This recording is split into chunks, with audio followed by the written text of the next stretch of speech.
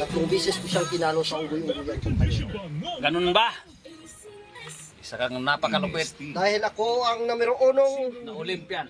unggoy-unggoyan sa buong Kanigusan, kumpanyero. Ang resulta, Alam mo bang, effective ang shield. ang kapatid naman nun ay tinalo ko sa Jack in Poy. Oo, Inilampaso ko. napakalupit mo, kumpanyero. Wala silang binatbat. Kinagagala ko, kumpanyero, ang iyong panalo. Tama, Kinagagala ko, kumpanyero.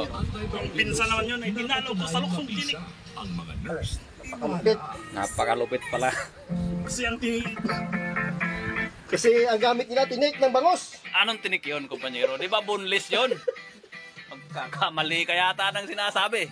Tinik Kaya ng aroma. mo, kumpanyero. ang ginamit namin. Ang ayaw ko, samahan natin ang sinungaling. Ang ginamit ay tinik ng aroma. Tanungin natin ang ating ama.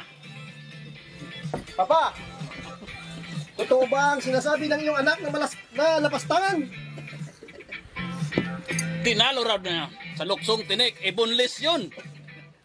Ano ba ang gamit nilang tinik? Kahambugan ang iyong sinasabi. Tama? Hindi ka hambugan. Ang aking sinasabi.